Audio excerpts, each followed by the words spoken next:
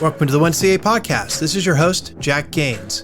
1CA is a product of the Civil Affairs Association and brings in people who are current or former military, diplomats, development officers, and field agents to discuss their experiences on ground with the partner nation's people and leadership. Our goal is to inspire anyone interested in working the last 3 feet of foreign relations. To contact the show, email us at capodcasting@gmail.com or look us up on the Civil Affairs Association website at www.civilaffairsassoc.org. I'll have those in the show notes. And this guy said, "Hey, I want to get some background." He kept asking background stuff. And it's like, okay, they knew where I raised and what my favorite food was, but we never talked about anything substantive. Well, I would love to start with your conflict negotiations background and then move into your work as a law enforcement officer and then go into anti-corruption and illicit networks in Canada. How about that? Okay, sounds great. Today we welcome Calvin Chrustie, a retired member of the RCMP who worked conflict negotiation with the UN and Canadian Armed Forces during the Bosnian War. After the conflict, Calvin used his skills to also conduct international hostage negotiations and then got into counter-criminal and state-sponsored threat networks. In this episode, Calvin talks about his experience in conflict and hostage negotiation and shares tips and tricks to help people in the field with relationship building and negotiations. So please join me in welcoming Calvin to the show. Well, probably where I first professionally was engaged in conflict negotiations, other than the average normal police function, Or with was your wife. yeah.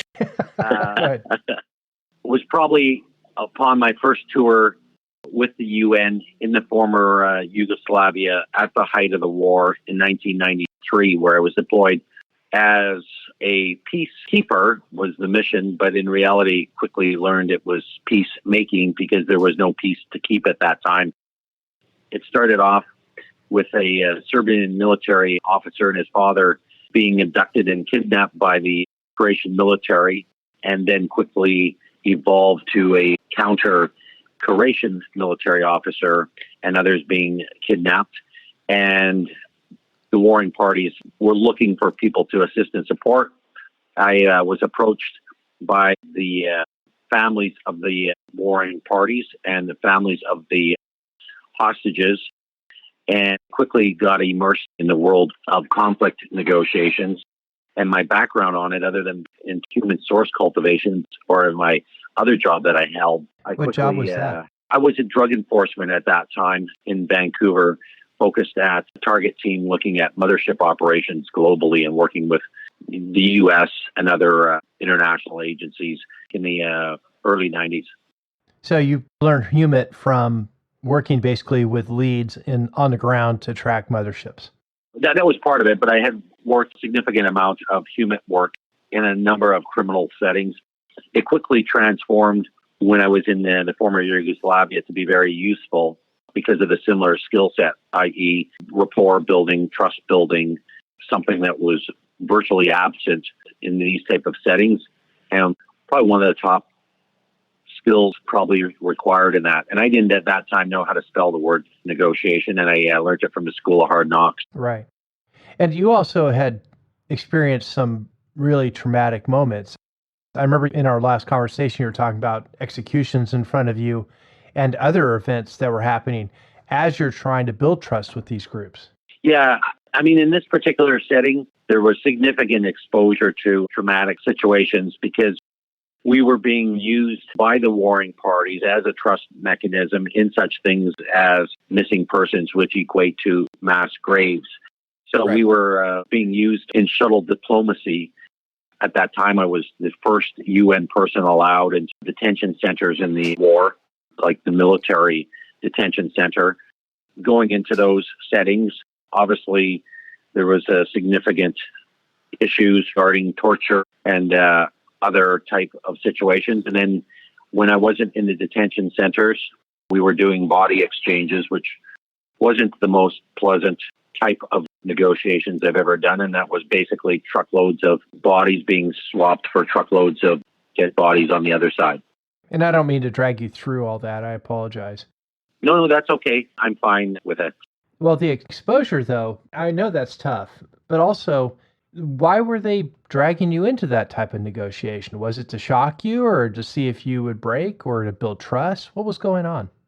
The warring parties in this particular case were genuinely interested in looking for people that could assist them to deal with this very acute, underlying, perpetuating, intense, intractable conflict, which, again, I reference the U.S. experience in Vietnam, probably one of the most aggravating open wounds of a war is that POW issue.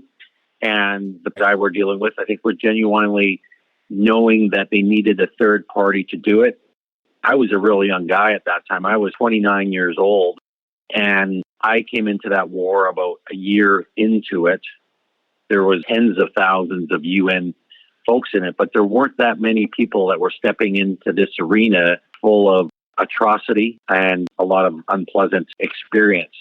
And so I think there was a genuine interest from the warring parties. They realized they needed a trusted mechanism for shuttle diplomacy between the two different sides where they could build some trust amongst each other by sharing some very dark secrets that weren't going to put them in jeopardy, Sure. in terms of an international court, and what weren't going to get them jammed up or into a situation politically. Yeah. That's a tough role to be in the middle of. Yeah, it was a really tough role. And to be quite honest, it seemed very surreal. I still reflect back on it, and that's 30 years ago. And it still seems not a little surreal, completely surreal. Sure. For somebody growing up in Canada, the U.S., or otherwise, it's really hard to fathom those type of situations unless you've lived through them. And I still, even though I've lived through them, I'm still kind of reflect going, was that a dream? Yeah. I can imagine that it goes off into the back corners of your mind as this isn't really real. This is more of a dreamscape than actually facing that reality. So, and I apologize again for dragging you through it. I just wanted to get some context about it. Hey, Jack, it's something I think that's really important for people to talk about. I talk about it all the time at universities when I teach negotiations, and everybody goes, hey, how do you do all those real interesting, cool things and that? But I did them through the school of hard knocks, and there's no shortcuts doing it. And although probably I would safe to say that probably some of the darkest moments of my life, they were probably some of the most rewarding, cherished moments of my life, including lifelong friendships that came out of it. So more positive than good. Okay. And do you have any recommendations for folks that are working in the field on negotiations? I hope most of the people on this podcast are not dealing with that level of violence or extreme behavior, but I'm sure you had some takeaways. It's actually a great question, probably one that you didn't think about, but a very good intuitive question. Because as I mentioned, I didn't know how to spell the negotiation. And I've spent 30 years trying to figure out what made it so successful when I didn't know anything about negotiation strategies, tactics, or processes. What made me so successful in those moments and during that context?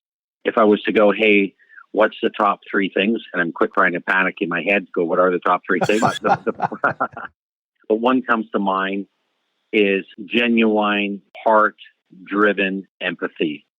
I care for people. I respect people. I think I learned that in my childhood from two great parents that instilled the right virtues, principles, values, and belief systems upon myself. And that drove me through the adversity of those difficult negotiations. The second thing I would probably suggest was just being really humble in the process. And again, I learned this from my family background, and I was looking at these people unlike other people were looking at them, and probably kind of was tied into my Humit background.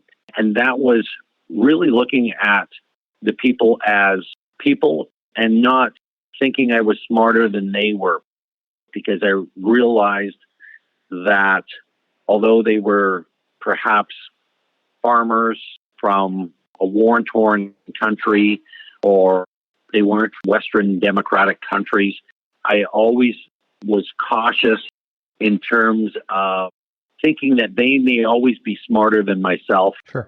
And I kept that at the back of my mind. That allowed me to analyze and anticipate problems and issues and impediments and challenges and risk within the negotiation process. And I think the last one would probably be, again, more about a principle and value in terms of the negotiation process. And I took that when I was dealing with these people as well. So those would probably be the three things: empathy, the humbleness, and the respect. And the empathy was my motivator. The humility was my analyzer. And my respect, I think, was my rapport builder. Oh, interesting. I've never heard it dissected that way. I've never heard it that way till you asked the question. And it's really simple. It's similar to Chris Voss, who was the FBI's hostage negotiator for a long time until he retired and started his own book called Never Split the Difference. Yes. I mean, Chris and I have worked together. I met Chris after 9/11. Coincidentally, the FBI had asked Chris as one of their negotiators to travel to Phoenix for a meeting after 9/11 to develop best practices, lessons learned, better social psychological theories to deal with terrorism. And at the same time, they asked myself to attend the meetings with Chris. And we attended and met with Dr. Robert Cialdini, and that really gave us unbelievable insight to the social psychology laboratories and the research they had done over several decades in the field of persuasion and influence and negotiations. Which are tangentially the names of his books, Persuasion and Influence. Yeah. Which I've read both. Yeah. They're terrific and insightful. The funny thing about it, he wrote the books to document the practices of influence and persuasion. But when people read them, they flipped it to where they became the guidebook for creating influence and persuasion. Yes. And I think something that's not talked about those books for those that are interested in the field of negotiations and conflict, it's almost like a curse, because I had the benefit of studying it so much, with the interaction with Dr. Cialdini, and then subsequently, traveling down there, taking courses through his research. More importantly, something that's not talked about it that much about them, which I think readers and many others would benefit, is the ability to use his research for defensive purposes, not only offensive purposes. So he talks about how to use them to accelerate relationship building and trust building.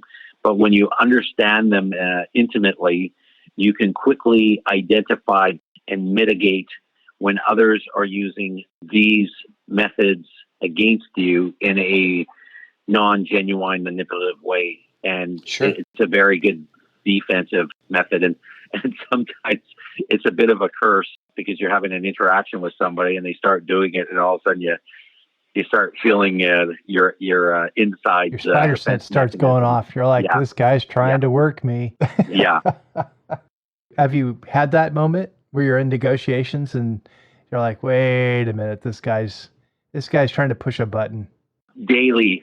I've got a 16-year-old stepson that tries to use them all the time. He read Robert's books and he said, I'm going to try that one next. Yeah. And LinkedIn, where I think maybe we met, has a lot of it. If you read some of the posts, in the field of negotiations, there's built-in tactile considerations in some of the language sometimes, I find. Oh, yeah. I see all kinds of trigger words in posts, as well as where they're trying to use emotive language in order to get you to sway one way or another on an issue. Yeah.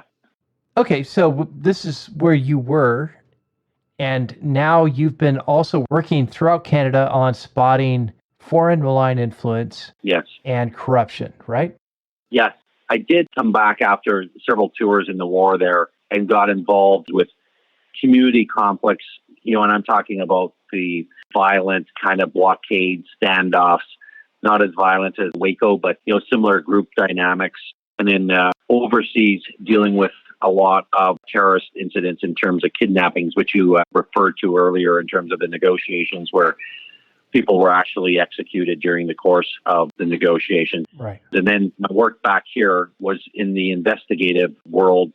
Essentially, the majority of my career And then from about 2007 onward, involved transnational organized crime activities, particularly with a focus on Chinese networks, Iranian networks, and cartel operations. That continued on to working intimately with U.S. entities, including Special Operations Division of the DA, but also working with the FBI, Homeland Security, and then in the broader context of the Five Eyes.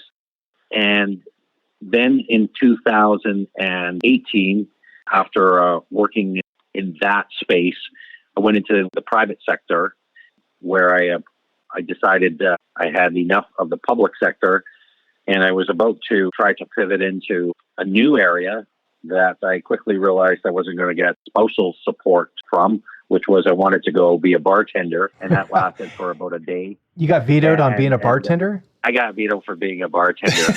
I didn't plan on retiring at all. And, I thought I'd do another couple of years. And then one day I just walked back to the office after a week of training with some young guys. And I thought, man, that was pretty enjoyable.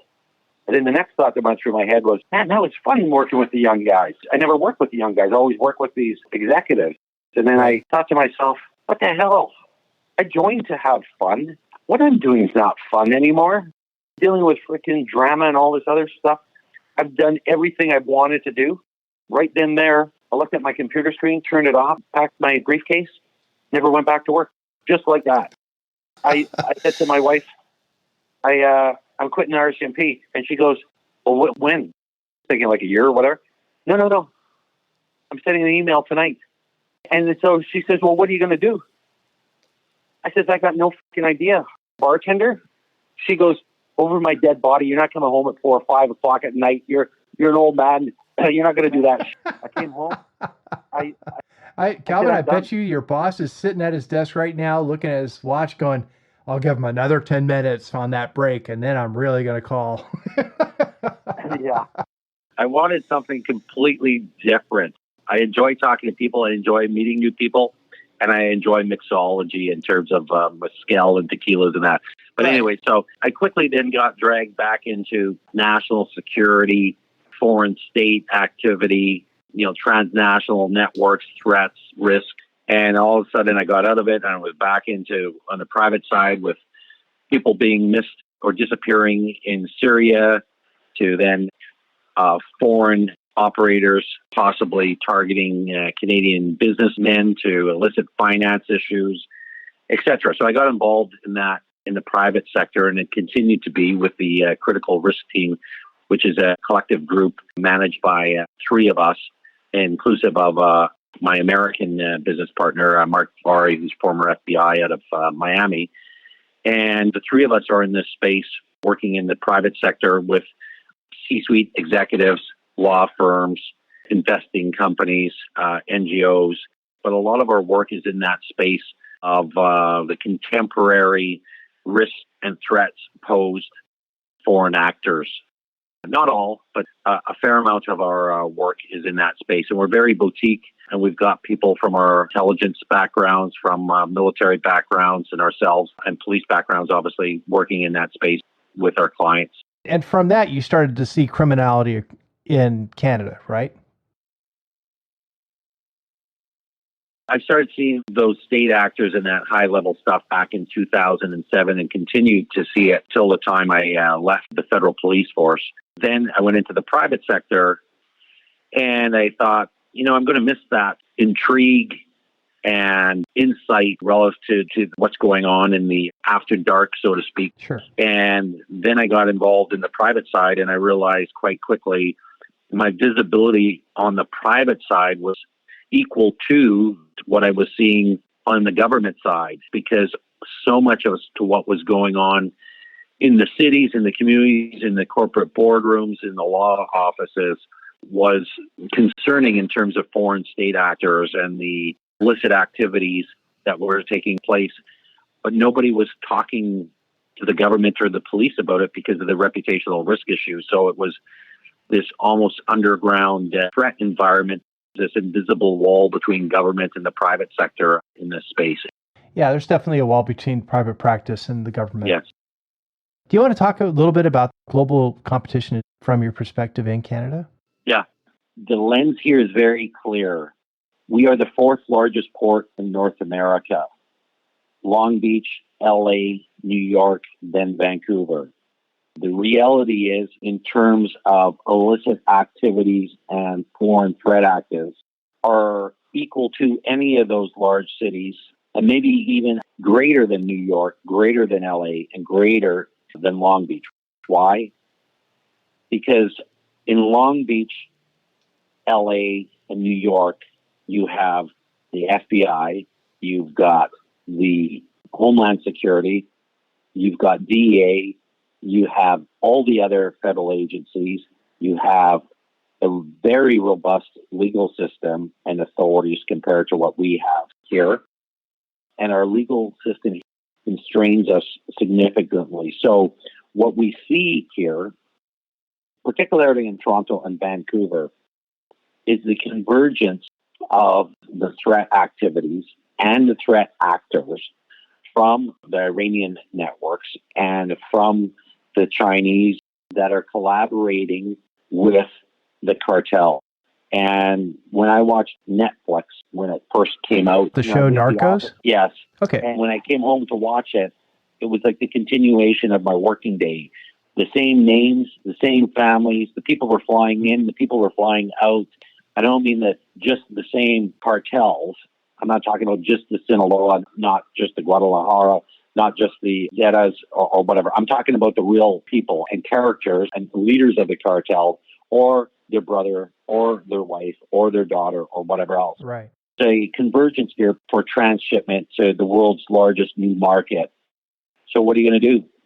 Throw it on a whole bunch of trucks, 2,000 trucks a day coming across the border, and 3 or 4 of them or 5 of them are going to have something on it. That was the whole strategy.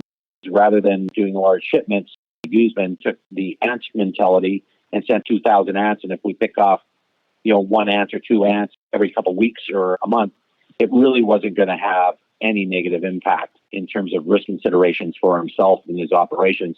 And the bulk, the load is a lot more, but it's very similar to smurfing. Yeah. Cool. Very, very wise, intelligent risk management strategy on behalf of the cartels. And then it had the 2 networks that were desperately interested in collaborating, and that was the Chinese networks and the Iranian networks. Huh. So the illicit criminal networks, the Chinese mob, the Iranians, and probably the North Koreans, it sounds like, have some connection with the cartels. Yeah. We saw in Vancouver and Toronto significant Iranian networks and Chinese networks with the cartels. And we saw that in the narco sphere, in the money laundering domain. And now the interconnectivity between these narco issues and illicit finance issues, and I reference a book that's coincidentally sitting in front of me called Willful Blindness, written by Sam Cooper, who documented this. And then it got into the political foreign interference, the corruption, the espionage, the fentanyl issues, on and on and on. And a lot of people don't realize the fentanyl actually took place on the streets of Vancouver before anywhere else. When we first started seeing it, there was hardly anything in the U.S. And when you look at the main players globally in the world, you'll see that a lot of them have ties to Vancouver in terms of the top triads. And coincidentally, we were seeing a lot of family members of the top cartel folks hanging out here regularly. The approach isn't congruent with the needs to deal with the threats. Right. So do you see it as a risk to them being in the Five Eyes? Yeah. The conversations I've had inside, and now I can safely say outside, there has been a growing, increasing concern with Canada within the Five Eyes. And I think we saw, the response to that with the security pact between this, yeah. And, there was a lot of suggesting that it was just some pact when most other people already anticipated and suspected it was much more. And then as it's evolved in a very short time, in the last, whatever it is, year or less, quantum came into being and other technologies that are going to have huge, huge impact on national security. Right. I think Canada sadly got dependent on China not only financially, but politically. Right. They become undeniable to the infrastructure. I really don't think that there's a real good public dialogue in Canada from anyone. Everybody I look at that's engaged in this seems to be influenced and compromised, certainly based on where their funding sources are, and that includes even the NGOs. And there's a increasing concern within some circles of academia and think tanks that even some of the NGOs have been influenced, to take a term out there. I don't think there is such a term, but I'll make it up today, to vanillaize the narrative on the degree of concerns and threat activities in Canada. Sure. This is one of the challenges. We promote interdependency because we're trying to keep a global economic system afloat, but we do it in a way to where we try to leverage partners in order to gain foreign policy goals.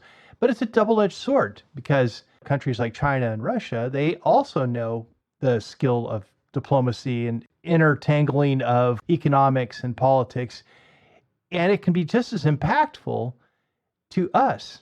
And it's a challenge to try to keep that balance. It is, and particularly with our political systems, where we're on these 4-year cycles, and these other people are on these 10, 15-year cycles. Well, they just elect themselves into power for as long as they want. Yeah, and they're in the game of chess, and we're in the game of 52 pickup. in terms of everything that we're doing is reactionary, and extremely concerned about it. Yeah, I could see why. Because without a good strategy, you can't compete with another person's strategy. I was explaining to a friend of mine about Taiwan, and that is, if their narrative only focuses on their relationship to China, then China has already won. Yeah. Until Taiwan builds its own narrative of how it positions itself in the world and its relationship to the international community, it will never overcome the conditions that it's in right now. Yeah. Yeah. Well, we are almost up to an hour. Is there any last thoughts? Well, I don't know if it fits. I can make it fit. But I guess I'm the editor. I'll throw it out, and probably because it ties back to the original part of the conversation, if that we all take the time to reflect and ensure that we're doing our due diligence and making efforts to do the right thing to protect the interest of the next generation, like others before us did. That's an excellent close. I appreciate that. Thanks for listening. If you get a chance, please like and subscribe and rate the show on your favorite podcast platform. Also, if you're interested in coming on the show or hosting an episode, email us at capodcasting@gmail.com. I'll have the email and CA Association website in the show notes. And now, most importantly, to those currently out in the field, working with a partner nation's people or leadership to forward U.S. relations, thank you all for what you're doing. This is Jack, your host. Stay tuned for more great episodes. One CA Podcast.